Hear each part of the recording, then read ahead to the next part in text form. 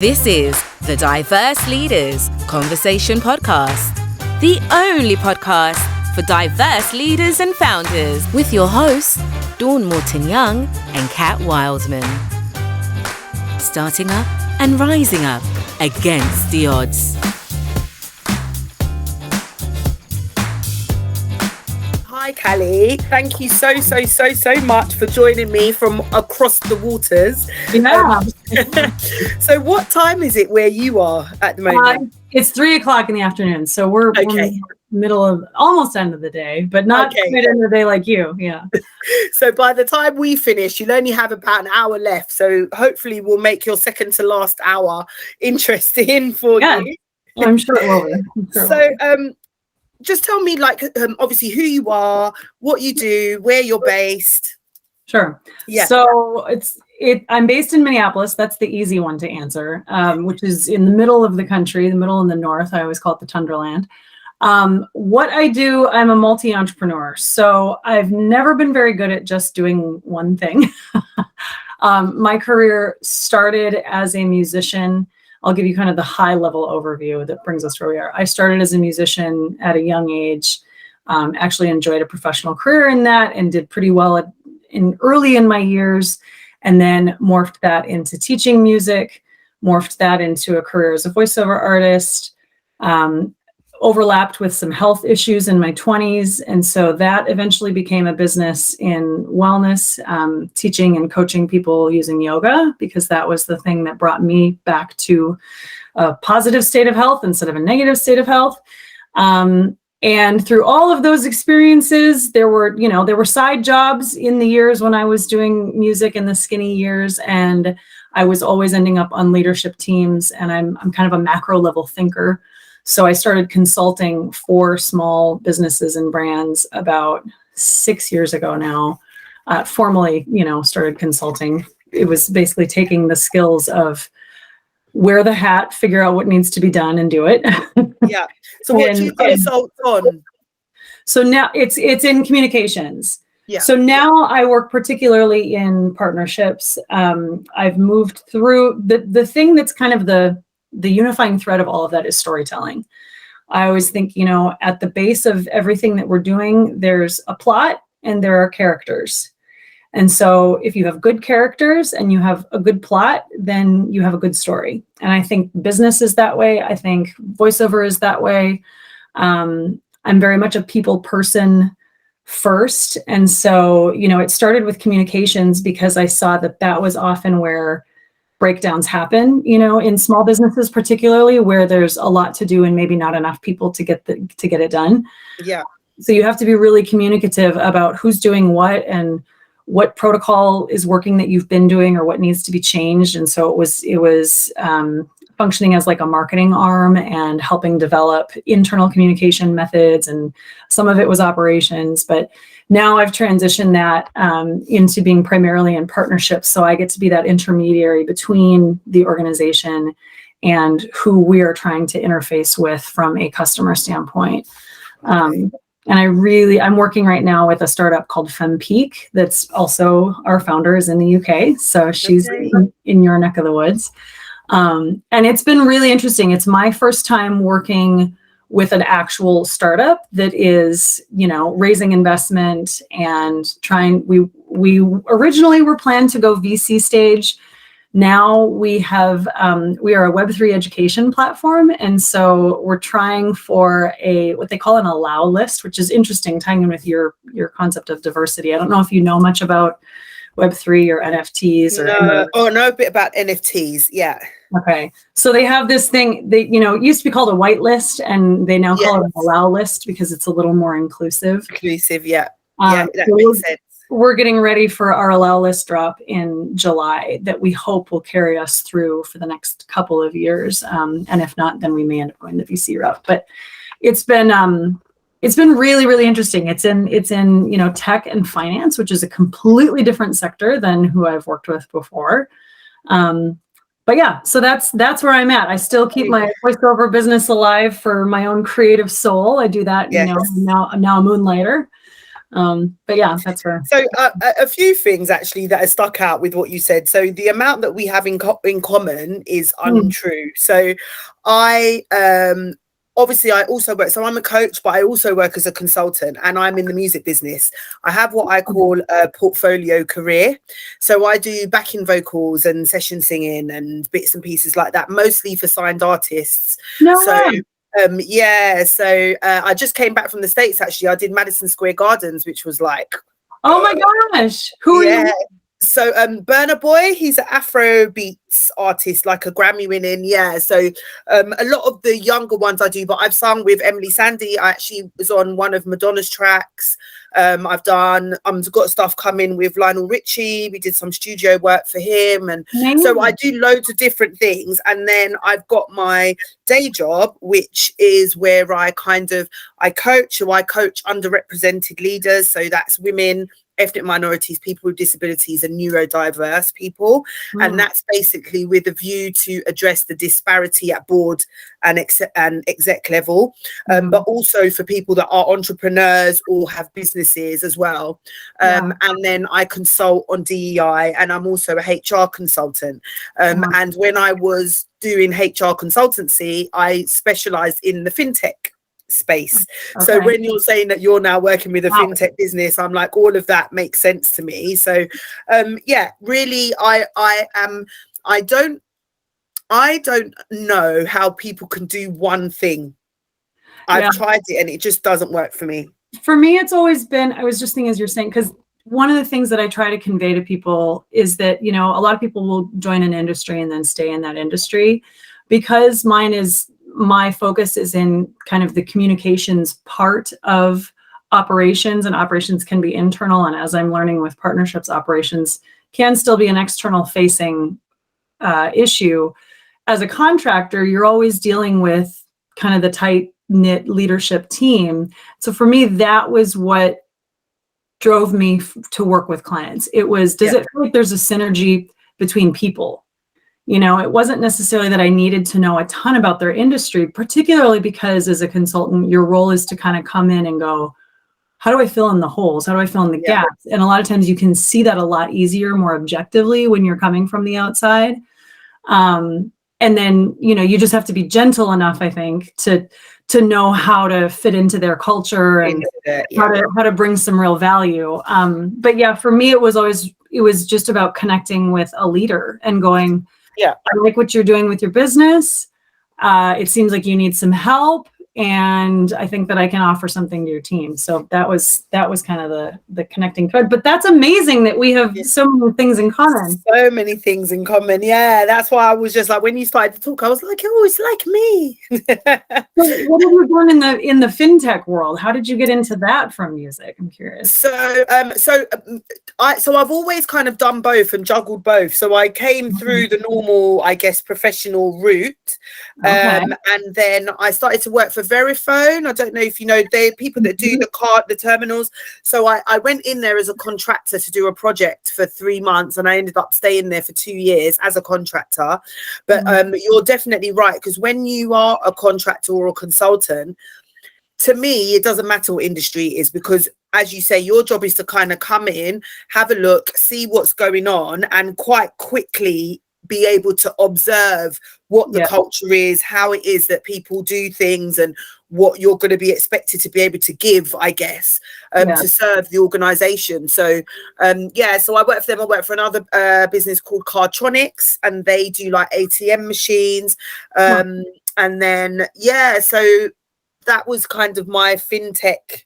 That's interesting. And now one of my clients in my HR business, because I still have a HR business, is they're called Jelly Smack, and they are an organization that does, when people that have got millions of views on YouTube, they do the video content for those kinds of people. So people that are like viral YouTubers, they do their video content, but they're based in France. So So real mismatch. And then I have obviously my DEI people, which could be anyone, and I speak at events and all of that type of thing as well. So you're a busy lady. A busy lady. And then I have I should ask you, how did you get into music then? How did that come about? Church.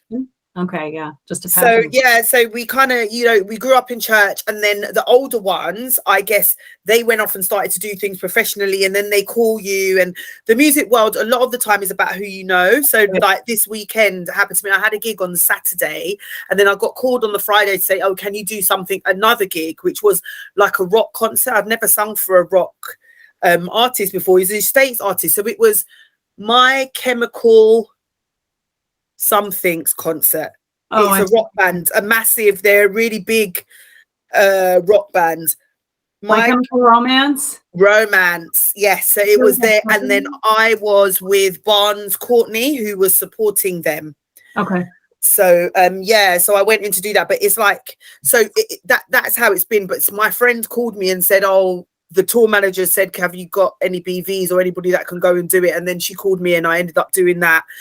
So it's kind of a really small kind of hub over here. It's very different, I would assume, in the States, apart from outside of state.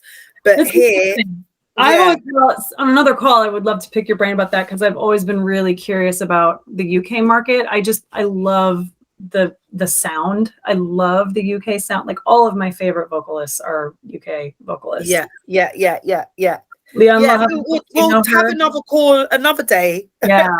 And then we could talk about music stuff. Yeah. So yeah. So what I'm going to just go through the questions, and then you can let me fire know. away. How do you think that your journey has been different from others who, I guess, don't have your diverse trait? Or how do you think your journey has differed?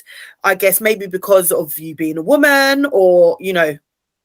Well, for me, I would say leadership is always a focus for me. And it didn't start that way because I wanted to be a leader. It was like, I'm just a very verbose person. Yeah. For better or worse, you know, I tend to be the person who's like, hey, wait a second.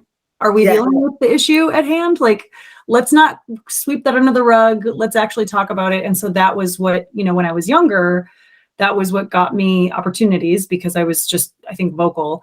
And then it was when I started teaching. I mean, I took the teaching job that I had was 2 years in the state of Idaho, the great state of Idaho, which is beautiful.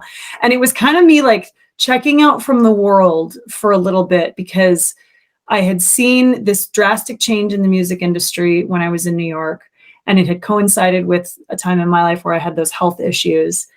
And it was like, I kind of could unpack what my career had been thus far. And I was like, why do I always end up being the only woman in the room who's speaking up, or who's there at all?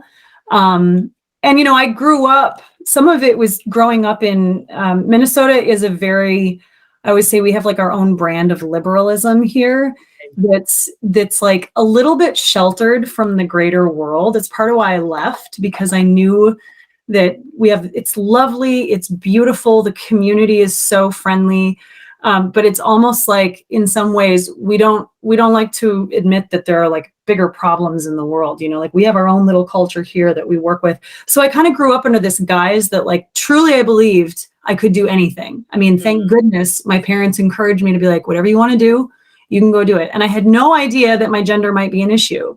So I was like, you know, 27 when I started unpacking, like, what have I been participating in, and why am I the only woman? And what is it about that? Like, I just wanted to unpack, like, is it luck? Do I have certain characteristics that have made this happen? And I do attribute it to, I think, two things that have made me, that have like opened the door for me to be a leader is, one, like I said, my willingness to open my mouth. I'm not really afraid of having challenging discussions.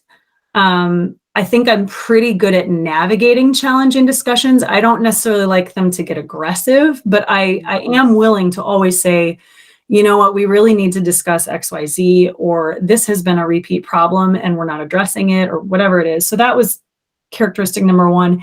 And then, probably similar to you, characteristic number two is just a propensity to get bored.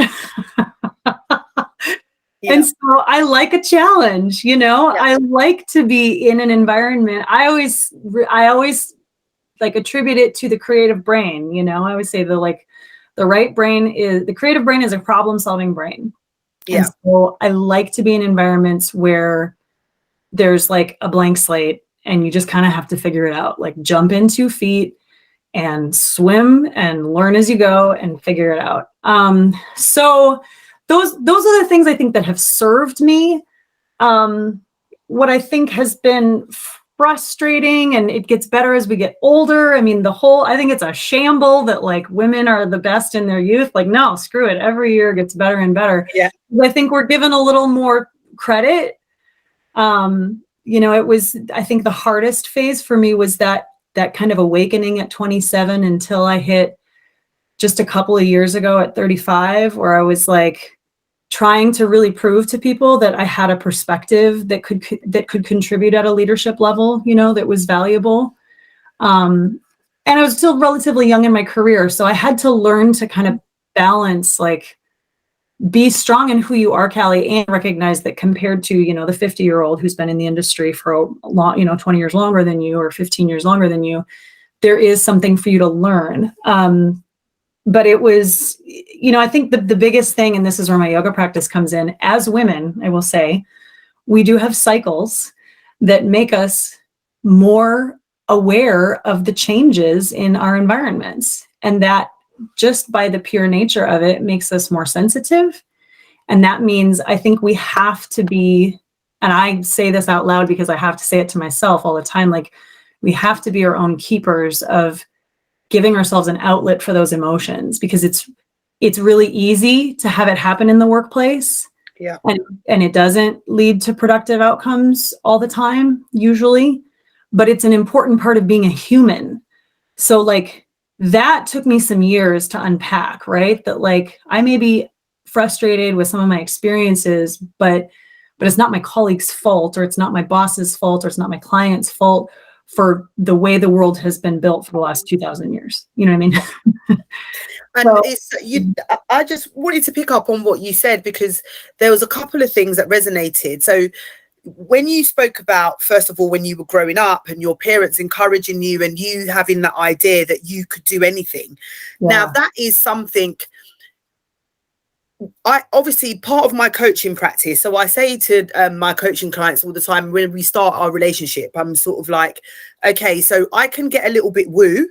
If you're happy to be woo with me, then we'll do that, because and I'm also NLP qualified. So a lot of the stuff I do is around mindset. So a lot of it is around mindset and changing mindset. And so although what I teach is that yes, there is discrimination, there is bias, there is all of these things. But if your mindset is as such as it doesn't matter what those barriers are, if you see it the same as getting a degree is a barrier, or doing whatever that qualification is a barrier, if you see the bias and the discrimination as just another barrier, and you just know in your mind that you're going to get to where it is that you need to get to, or that you're going to bypass it, that makes a huge difference. And it's what you were just saying in terms of you had that mindset. And so the opportunities came because you were just being authentic with yourself. And that opened doors for you. I'm really lucky that I had that foundation, and I don't want to sound like I don't have insecurities, right? Like, I think that's an important part of, like I said, giving myself an emotional outlets, like literally planned time in my day to be like, how am I feeling? Is there something buried that I'm actually like not admitting to myself? Like that, like giving us space for our insecurities is so important, but learning an appropriate place to put them. Like for me, that was really, really, that was really important. There was something else you said I wanted to say about NLP, and it'll come back to me. I don't remember. Okay. Yeah, it's okay when it does. So thank you. So can I ask, is your day-to-day work experience affected because of your diversity? So when you go into clients, or when you are people, how do you find that experience? You mean in terms of like the setting, or more the skills that I bring? Sorry. So more like, you know, like when you're in your day-to-day work, sort of say if you've met a new client, or if do you find that people do you feel like, 'cause sometimes it's not overt, that you're reacted to differently, or is there a different way that you need to approach things, do you think, because you're female in certain industries? There might not be a story to tell, but it's just a question. No, there's definitely a story. I'm like trying to figure out how to answer that concisely, because again, I go back to it. I mean, there's always challenges in every life situation, right? Like life it's not linear, it's not flat. I think that, kind of back to your thing about mindset, the first couple of years that I was consulting, I recognized my own barrier and my own bias because of music industry experience that I'd had with men, and having kind of this constant objectification. And I want to actually unpack that word, because I think we use it so much that we kind of have this like immediate association as it being about being sexualized. And while that's part of it, for me, it was like the deeper layer of that you actually don't have, again, like an opinion to contribute, a perspective to contribute. And I had to go through that with the first couple of clients I had that were male leaders, where, I still think about those and I go, I don't know. I mean, they were good learning experiences. They ended up being short contracts. They were largely frustrating. It was mostly me getting my training wheels about what it meant to be a consultant and how to bring my best professional self. And it felt like quickly in both, I'm thinking of two in particular, and they're both lovely men, and I both wish them well with their businesses. But it was like, I quickly fell into a role of like, oh, what can I have you do? It was like, they wanted me to be like admin support. And I was like, that's not why we initiated this contract. And that's not what I do. No, if you want admin support, that I'm not looking down on that at all. I mean, that's great. And it's hard work. And if if you're a strategist. Exactly. Like, you get it. Like, if I was a detail oriented person, I'd be happy as a clam, but like, I am not, that is not me. So like, if you want me to come on as a strategist and as a communications, like, person helping to craft your message and figure out how that's going to be implemented, we need to have a talk. So it was learning how to get better at negotiating contracts on the front end. It was learning how to make sure that I always have in the back of my mind, I have checkpoints where I'm like, again, I want to be sensitive. Every situation I go into is different. Sometimes I'm like, this feels like it's not working great. How do we have a checkpoint? How do we implement one of these checkpoints I have in place? And sometimes I'm like, no, you know what? This is just a barrel through, and trying to do the checkpoint is actually going to frustrate the client. And so that's not necessarily, because, I don't work under like EOS or Strength Finders or some of these other more templated consulting structures. And so I have to be cautious of the fact that it's always going to be a little more fluid. But for my own being able to bring my best self and being able to contribute in a way that works well, I tend to think of things in like a structure, because it just helps me to be like, oh, okay, this is that 3-month time when, the fairy dust has worn off and they realize I'm not going to solve all their problems, but I still can solve these specific problems. And so let's make sure that we're being transparent and that we're having good communication about everything. So does that answer the question? It does answer the question. So basically what I got from some of that, one thing that I picked up was that you do have to have some sort of an extra consideration because you're aware of how you may be viewed by clients, etc. So in that way, I've learned to lean on structures. I talk about that a lot because I think of it as like your strategy map, or I mean, if you're a coach and consultant, like you think of things in like modules, like what's step 1 and what's step 2 and what's step 3.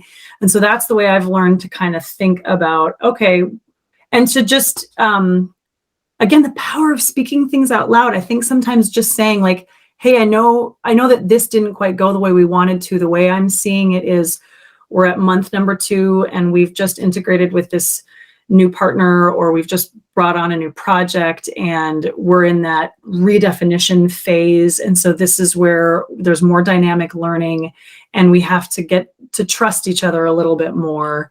Yeah. And I want you to know that these are the things that I feel like I can really execute well. And these are the things that we're probably going to need a little support on, or I just need you to be checking in with me to make sure that things are working the way that you want them to. I lean a lot on like documenting. I've learned that document what you do as you do it. Yeah. Because we're all human, we're all creatures of habit.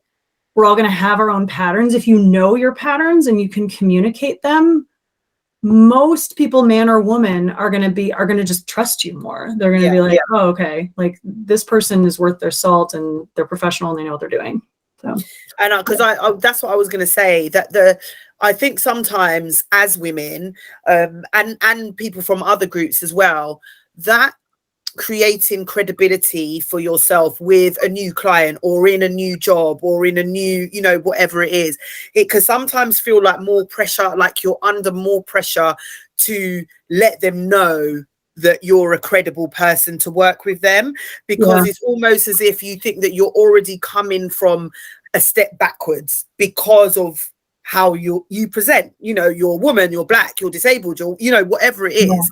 And I think that can sometimes, that sort of pressure of feeling like you're under a microscope, even if you aren't, it's almost as if you're there, there's an extra layer of having to prove yourself before you even start. And I think something that I've had to learn for myself, that, everyone's different, but it's not playing into that. Right? Like remembering that, I was a 19-year-old like singer doing like wedding gigs, and I was a waitress when I was younger, but I'm not that anymore. Yeah. So if somebody has put you in that place, I go back to, again, how can you own your own energy? And this from like NLP, like, and recognize the energy you're in, have enough self-compassion to go, what's the narrative that I feel is coming at me, or what's the narrative that I'm telling myself that I think is happening? And how do I go, well, I can actually shift this. Like I can shift it with my own choices and with my behavior. And that is a daily thing. That's a daily thing. 100%. Yeah. So can I ask, what support have you had from organizations that you've worked for or with, if any? So is there any, has there been anyone who has stuck out to you, or any organizations or any things that they've done that stuck out to you in terms of support? Oh, well, right off the bat, I will say the startup that I'm working with right now, our founder, Somi Arian, is a beast of a human being. She has more energy than, I don't know how she gets everything done that she gets done, but she has a real teacher's heart. And I feel like this is the first organization that feels like it's had more of that cohesion. Like there's just so much support. I don't ever feel like I'm supposed to not ask for help or like not understand, because again, we're working in Web3, which is such a new landscape for everybody. And she's the expert of our team. And so, for me to say, well, what does this mean? What is this term? Those kinds of things. I don't ever feel like that's not welcome. So she's been really, really an incredible mentor. And then there was early on in my like transition into self-employment, I got involved with a local group that was part of the larger Lean In organization. I know they have an international reach. I don't know how strong it is in the UK. Yeah, I'm not sure who Lean In are actually. Maybe you can explain, because there'll be people that's listening that don't know. Yeah. So it's a little bit of an older organization at this point. Sheryl Sandberg, who is the COO of Facebook, she wrote a book, gosh, it's almost 10 years old now. I think it was 2013, called Lean In. And she had some great writers who helped document what are the barriers that are keeping women from reaching the leadership level. Her thing was about women in leadership. And that was right at the time when I was stepping into self-employment, like really, really in a bigger way, right? Because I was lucky young and I played music, and then I did many jobs when I lived in New York, and then I taught. And so this was like me transitioning into like, okay, set up your, business LLC and try to get into media, which was larger contracts and a whole new world. So I read her book, and the whole premise was that all the proceeds of the book went back to the foundation that is a nonprofit that helps support what's called these like lean-in circles that happen all over the world. And they have resources on the website, but our local lean-in chapter is a woman named Linda Brandt, who is just like another one of those women who is just like fierce, and she's a connector, and she's up at like 4:30 every morning and posting on, her like LinkedIn channel or her Facebook channel at like 7 every morning. She's great. And she was always really encouraging of everything I was doing and was always willing to help. I mean, she was someone I felt like I could reach out to if I was like, I'm just stuck. I don't even know who to talk to or who I was like, Linda probably knows somebody. And so I would like email her. But that organization was great because it really attracted a diverse set of women who were interested in just bolstering their leadership skills. Yeah. So, yeah. That's good. I find that, because obviously what you've mentioned is having a woman boss, a female boss. And I think that, you're going to get, well, we should hope that you would get support when there is somebody that's been there, done that, and kind of understands what the struggle is to get there. So, it doesn't always happen though, right? It doesn't always happen. And that's what I was going to say is there's some instances. And I think, again, that's something, when I'm working with clients around when you're a woman and you feel that you need to compensate for being a woman by trying to act more like what your perception is of a man and how a man would act. And so then you get those people, when they're saying that female bosses are the B word, and, you have all of that type of I guess persona. And I think it's around letting women know that it's okay for you to be a woman. Yeah. You don't have to try to not be, whatever your authenticity is, you don't need to try to not be that so that you can get further.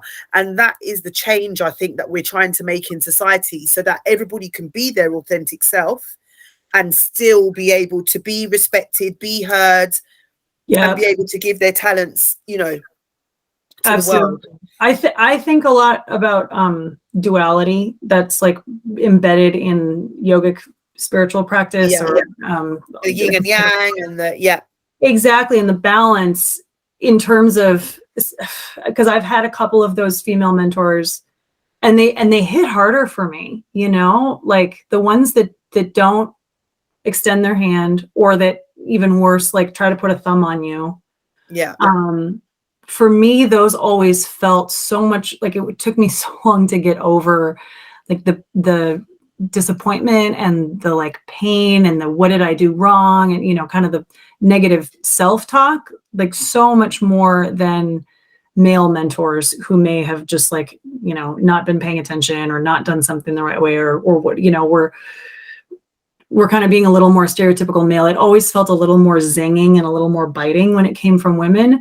And it's been a real practice for me. Like at the heart of everything I do is a philosophy called Vipassana, that is a style of Buddhist meditation, which means to accept things as they are. Because when we come to a true place of acceptance, we can, be really at peace with everything that we have in the moment. And we see clearer. And so that back to that concept of duality, it's like, there's this part of, maybe there was a mentor or a woman who like was competitive with me, who shouldn't have been because she was a teacher, or who was awful to me because, I was being too loud and too boisterous and attracting too much attention. That's usually the problem for me, but on the flip side, I had to go like, what has this woman had to come up against? Like, were her parents maybe not as supportive, or has she just that much more exhausted, and she's just like had it with the world, and she doesn't have anything to give. And maybe I asked for too much. Like maybe I tried to take too much at a time when she didn't have it to give, so it's like trying to have forgiveness, and all the while, and empathy. And all the while keeping the expectation that we need to stop that behavior. Like we need to do a better job of saying, again, back to, if you don't have something to give, just say it. Like, hey, guess what? I know you really want a mentor right now. I'm tapped out. Cool. Yeah. Now I know, and I won't, bark up your tree and then you treat it terribly. And now we have a bad, a bad interchange on our track record. So. Yeah, no, that makes perfect sense. So can I ask, what advice would you give to others to help with their career journey? And I know you said quite a lot already in terms of that sort of helpful tips, but what would you say to other women that are coming after you that are either looking to be entrepreneurs or, just for in the world of work? I think two main things. Make a practice of knowing yourself. Love that. Like in whatever way, let that, I say a practice because the whole notion of practice to me is that there's play built into it. So it doesn't have to be the same thing all the time. Like knowing yourself might be your emotional self one day, and it might be your physical self another day, and it might be your creative self. Like be willing to stay with your own evolutions and practice being with them, in ways that feel good to you. And then the other thing is like find allies, and I say this because it's been one of my, again, like we all have our biases. Like I've had to learn that sometimes allies come from unexpected places, So I really like that as well. Yeah. And last question for you. If there was one thing an organization could do or something that that they have done to support you or other women leaders, what would it be? Do you mean like in the workplace, if there was? Yeah, so in the workplace, or even like, your situation where you're going into the workplace, but as a consultant. So, yeah. Oh, wow. That's always the hardest part, right? Asking for what we need. Yes. Let's see. I think, here's what I will say. This is like and I've said this to girlfriends over the years, kind of in jest, but I really do believe it. I think that women should be given moon days. I call them moon days because the one cycle, the time of the month that happens for every woman every month is a beast to try to manage with the external world and the pace of our world. I think that if employers could build into time off the concept of a once a month moon day, like so many other problems would not happen because we'd just be able to have that one day a month to take care of ourselves. So that would be, it's a little bit pie in the sky. I think that's amazing. So I don't know whether you've seen in the news, definitely over here in the UK and Europe. So Spain, I think, are now looking to introduce period holidays for when women are menstruating. So menstruating holidays. And then you've got the whole discussion that's happening, especially over here. There's some court cases going on at the moment about women that are going through menopause and how far that is actually a disability. So I've said, in my other calls before that I'm in perimenopause at the moment. I'm going through early, and I've got 4 children. I think my body just said I've had enough. And so I know that when I'm having hot flushes or I don't get irritable, like people get mood swings and all that type of thing, but I do get hot flushes. I do get lack of sleep, not being able to sleep at night, insomnia, that type of thing. And when you think about it, those symptoms do last for a couple of years. So when we look at in the UK, we have something, a disability is categorized as having a long-term health condition that affects your day-to-day life.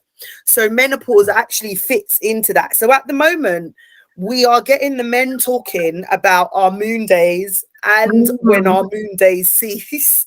So I think that is an amazing tip or request that you've given, and it's really timely because I think it's what they're speaking about now. That's amazing. I'll have to look for that article. Okay, that's great.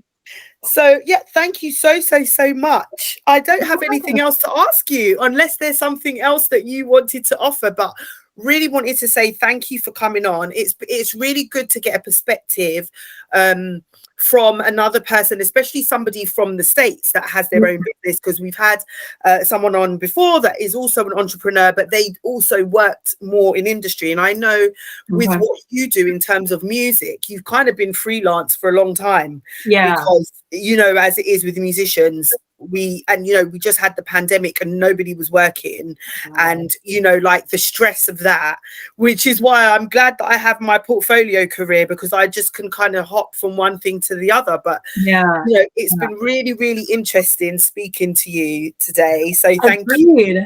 Thank you. No, I appreciate you reaching out and making the connection happen, and I definitely want to chat music another time. Yes.